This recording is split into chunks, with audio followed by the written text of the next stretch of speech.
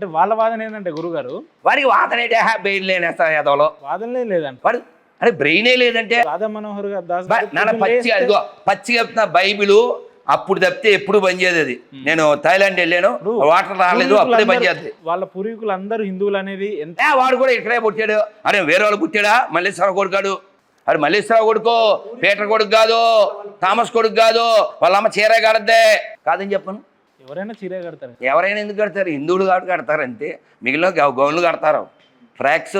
అంటే వాళ్ళ పూర్వీకులు హిందువులు అనేది ఎంత నిజమో, ఇప్పుడు పుట్టిన ప్రతి ఒక్క మనిషి మానవుడు కావచ్చు హైందత్వంలోనే ఉండాలి, సనాతన ధర్మాన్ని నమ్మాలనే అలాంటిది ఏం లేదు కదా. కాదు, మనిషిలా ఉండాలి, గొర్రెలా ఉండకూడదు. అది మీరు స్టార్టింగ్లో హ్యుమానిటీ మొరాలిటీ ఇవి అందరి దగ్గర ఉండాలని చెప్పారు, కానీ వాళ్ళు అసలు సనాతన ధర్మంలోనే మొరాలిటీ ఉండదు, హ్యుమానిటీ అది అలా అంటే కుదరదుగా. అది ఉండబట్టే కదా ఇన్ని చర్చలు, ఇన్ని మసీదులు వచ్చినాయి.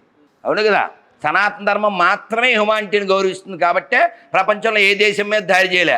ఈ బొకడా బైబిల్ పట్టుకున్న వాళ్ళే కదా ప్రపంచం అంతా వ్యాపారం పేరుతో వచ్చి ఆక్రమించి కొన్ని లక్షల మందిని చెప్పి దేశాల మొక్కలు చేసిన దరిద్రులు 1, 2 గాలే కదా.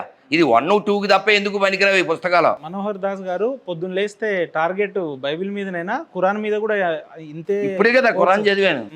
ఇంతే ఫోర్స్ గా ఖురాన్ మీద కూడా పోరాడతారా? ఓన్లీ బైబిల్ ని టార్గెట్ చేస్తాను. ఇప్పుడు నీకు ఆల్రెడీ ఆన్సర్కి వచ్చింది. ఇది కొంపల దగ్గరికి వచ్చి బొకడా బైబిల్ నమ్ముకోమని అడుక్కుంటున్నారు కాబట్టి దాని గురించి మాట్లాడతాం. ఎవరన్నా వచ్చి ఖురాన్ నమ్ముకోండి అని ఎవరన్నా అడుక్కుంటే అది కూడా మాట్లాడతాం. చెప్తారు కదా లవ్ జిహాద్ అని, ఫుడ్ జిహాద్ అని, అవి మాట్లాడుతున్నాగా, రకాలు ఉన్నాయి. స్పష్టంగా చెప్పాంగా. ఉమ్ము బ్యాచ్ దగ్గర కొనొద్దు, ఉత్స బ్యాచ్ దగ్గర తినొద్దు, ఆడు నీకు భయ్య అయిందిరా కుయ్య, నీ అయ్యా నీ ఇంట్లో నీ నోట్లో ఉయ్య అని చెప్పాం కదా. ఇంతకంటే తెలుగులో ఏం చెప్పాలి నాన్న? భవిష్యత్తులో రాజకీయాలకు ఏమైనా రాబోతురా? వద్దు, దరిద్రం మనకు అక్కర్లే. ఏమైనా అవకాశం ఉందా? ఏం లేదు. అంటే మీ స్టేటస్, మీ మాట్లాడే విధానం, మీ రెస్పాండ్ అయ్యే తీరంతా చూస్తుంటే రాజకీయాల్లో ఏమైనా అరంగేట్రం చేస్తూ అస్సలు లేదు. ఎందుకు? మనకి ఎవడో కొట్టేస్తాడు? మనం అలాంటి పిచ్చి ఆలోచనలు ఏం లేవు. చక్కగా జపం చేసుకోవాలి. ఈ మాత్రం కూడా ఎందుకు మాట్లాడుతున్నాం అంటే ఎవడు మాట్లాడట్లేదు కాబట్టి అంతే. ఏంటి ఏం కావాలి మీకు? ఈ రకంగా మాట్లాడి బైబిల్ని నిజాల్ని ఇంత నిర్భయంగా చెప్తున్నారు కదా, సో ఏం ఆశిస్తారు? మీ అంతిమ లక్ష్యం ఏంది అసలు? నీకు స్పష్టంగా చెప్పాను. ఈ దరిద్రం మనకు అవసరం లేదు. అది ఇప్పుడు మనం గుళ్ళో కూర్చున్నాం, ప్రశాంతంగా ఉన్నాం లేదా? ఈ ప్రశాంతతను చెడదొప్పుతుంది క్రైస్తవం. మాకు అక్కర్లేదు. ఈ దేశానికి అవసరం లేదు, మాకు అవసరం లేదు. అదే చెప్పేది అంతే. ఇప్పుడు 10 ఏళ్ల కింద ఈ దేశ జనాభాలో క్రైస్తవం జనాభా ఎంత ఉండేది? ఇప్పుడు 2026లో ఉన్నాం. ఇప్పుడు ఎంత ఉందంటే దాదాపు ఒక 20% పెరిగింది. అంటే ఏంది, వాళ్ళు మెరిట్ స్థానంలో పోతున్నట్టే కదా. మరి బైబిల్ని నమ్మే వ్యక్తులు ఎక్కువ మంది అవుతున్నట్టే కదా. మరి అయితే సో వాట్? అంటే మార్పు ఎక్కడ ఉందంటున్నా. మీరు మాట్లాడుతున్నారు బాగానే ఉంది. కాదు నాన్న, ఇప్పుడు ఎప్పుడైనా ఈజీగా దొరికేవేంటి, ఈజీగా దొరకడం ఏంటి? ఇప్పుడు నీకు peanuts you can purchase anywhere, but not diamonds కదా. సో సనాతన ధర్మం అనేది చాలా విలువైంది. అందరినీ ఆత్మస్వరూపులుగా చూడమంటుంది. బైబిల్ అందరినీ పాపుల్లా చూడమంటుంది. ఎవడైతే బైబిల్ నమ్మడో వాడిని ఏముంటుంది? అవిశ్వాసి ఉంటుంది. వాడు నరకానికి వెళ్ళిపోతాడు ఉంటుంది. అర్థమైందా? కాబట్టి ఈ ఉన్న భూప్రపంచాన్ని నరకంలా మార్చేటువంటి దరిద్ర బైబిల్ మనకెందుకు నాన్న? ఇప్పుడు పాత సినిమా పాట నువ్వు 40 ఏళ్ళు వెనక్కి వెళ్ళిపోతే ఒక్కసారి ఇది గూగుల్లో లిరిక్స్ కొడతాను సాంగ్ కంటే. నమో వెంకటేశ నా నమో తిరుమలేశ మహానందమాయే ఓ మహాదేవ దేవా. ఒరిజినల్ ఉంటే బాగుంది కదా. Thank you.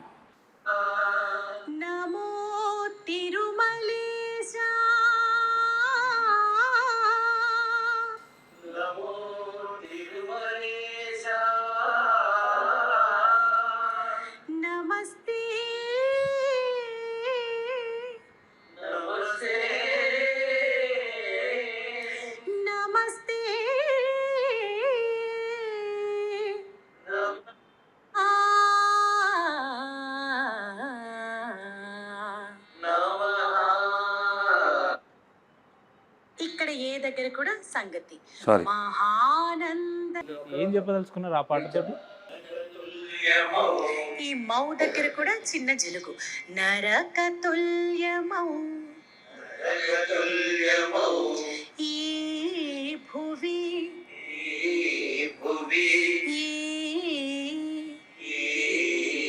పాదమాప. అమ్మో ఈవిడ చూడు ఇక్కడ రాశారు.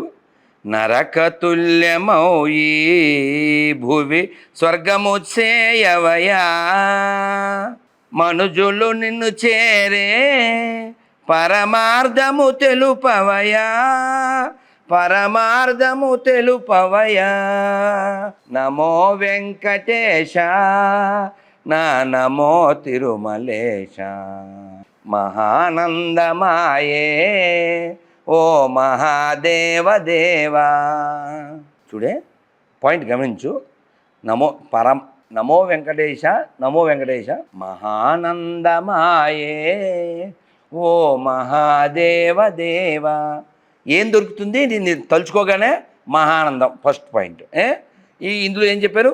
నరకతుల్యమౌ ఈ భూమి స్వర్గము చేయవయా. ఈ భూమి నరకంలా ఉంది, దీన్ని స్వర్గం చెయ్యి. అలాగే ఇంకేం చెప్పారు? మనుజులు నిన్ను చేరే మార్గము చూపవయా, పరమార్థము చూపవయా. ఎంత మంచి భావన. మనుషులు అన్నారు, భూమి అన్నారు, అంటే భూమండలం. ఇది కదా నాన్న విశాల బుద్ధి. ఏదో ముష్టో పుస్తకం పట్టుకుని ఆడి నేను అమ్మాలి, నా అమ్మపోతే నాశనం అయిపోతావు. ఎందుకది? పెద్ద పవిత్ర గ్రంథాన్ని బట్టి ఎవరు చెప్పాడు పవిత్రం? సరే నువ్వు నిరూపించి. ఉంది కదా పవిత్ర గ్రంథం, దాని మీద రాసి ఉంటుంది. నువ్వు అక్కడ అక్కడ తరించుకో, ఇక్కడ తరించుకో. సీఎం ఆఫ్ తెలంగాణ రాయ్ పెట్టాడు. ఇది పెట్టావు కదా, దీని ఏమంటారా? రెడ్డి ఇది ఏమంటారు? Caller mic. కాలర్ మైక్లో పెట్టుకుని ఒకటి పెట్టుకోడా. ఐఆమ్ సీఎం ఉపేంద్ర తెలంగాణ పెట్టుకో, అయిపోద్దా? అంటే పెట్టుకున్నంత మాత్రాన కాదంట. ఇది పరిశుద్ధం అని నువ్వు అంటావా? ఆనంది నేను అడుగుతావు. చదువుతావా పోని? నువ్వు చదవగలవా? మగవాడు ఏమన్నా చదవగలడా? ఆడవాళ్ళు కాదు, మగవాళ్ళు కూడా చదవలేదు. ఎందుకు ఈ దరిద్రం ఇది అని చదవమని పోని. అది ఇది పంపించి ఫోటో తీసి పంపించాడు. ఏది మీ ఏమన్ గారు చెప్పించు. మల్లేశ్వర కొడుకుని, మల్లేశ్వర కొడుకు కాదు, మల్లేశ్వర కొడుకే. ఏమన్నా లేదు, దోమ లేదు, మల్లేశ్వర కొడుకే. చూడు ద్వితీయోపదేశ కాలంలో వీడు సైకోగాడు, వీడు యెహోవాగాడు ఏమంటున్నాడు చూడు. నీవు నివసించడానికి నీ దేవుడైన సైకోగాడు అంటే యెహోవాగాడు నీకు ఇచ్చుచున్న నీ పురములలో ఏదో ఒక దానియందు కొందరు మనుషులు నీ మధ్య లేచి మీరు ఎరుగని ఇతర దేవతలను పూజింతుము రండి అని తమ పుర నివాసాలను ప్రేరేపించనని నీవు విన్న ఎడ్ల ఆ సంగతి శోధించి బాగుగా విచారింపవలను. అది నిజమైన ఎడ్ల వారిని అవశ్యముగా కత్తి చేత సంహరించి దానిలో ఉన్న సమస్తమును, దాని పశువులను సమస్తమును కత్తి చేత నరికి నిర్మూలనం చేయవలను.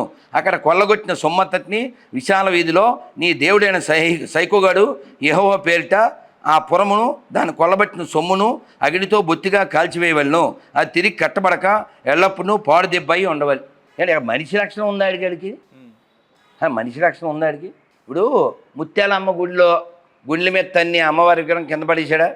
కట్టమైసం గుడి ముందు టాయిలెట్కి వెళ్ళాడా? అలాంటి ప్రేరణ ఆడికి ఎందుకు కలిగింది? మసీద్ దగ్గర ఎందుకు వాడు వచ్చపోయలేకపోయాడు? పిచ్చోడు మసీద్ దగ్గర కూడా వచ్చపోయచ్చు కదా, చర్చి ముందు కూడా ఎరగచ్చు కదా. ఆడు ఎందుకు చేయలేకపోయాడు? ఆడికి పుస్తకం ఎక్కింది. ఈ పుస్తకాలు ప్రపంచానికి ప్రమాదం. ఆడి బుక్లో చెప్పారు, ఇన్ని మాటలు ఎందుకు చెప్పు? అటు క్రిస్టియన్స్ ఆర్ ఇటు ముస్లిమ్స్ 10 మంది ఆ గొప్ప ఆడాలని చూపించమను, గొప్ప తల్లుల్ని. పోనీ మీ మలేషియా కొడుకున్నాడు 10 మంది గొప్ప ఆడాలని చూపించమని చెప్పు కదా. ఈ దరిద్రం ఎందుకు? అమ్మని గౌరవించడం దరిద్రం ఇది. ఎందుకునా? మన స్టార్టింగే అమ్మ కదా. మాతృదేవో భవ. వాళ్ళు తెచ్చుకుంటే ఫస్ట్ ఏంటి? వాళ్ళ దగ్గరే ఉందన్న పెద్దగుడు. ఎందుకు? ప్రపంచ నాశనానికి కాబట్టేను. ఇప్పుడు వాళ్ళ మతాలు పుట్టి ఏదో 1400 2000 కదా. ఈ 2000 సంవత్సరాల్లో ఎన్ని కోట్ల మంది చంపేశారు వీళ్ళు వీళ్ళ మతం కోసం? చంపేసారా? అట్లా చంపలేదా?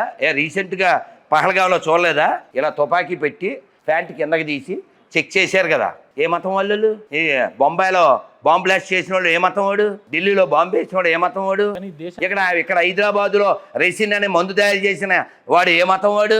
కాబట్టి అన్ని మతాలు సమానం. చెప్పు దిగుద్ది, కొత్త చెప్పులు మొన్న కొనుక్కో.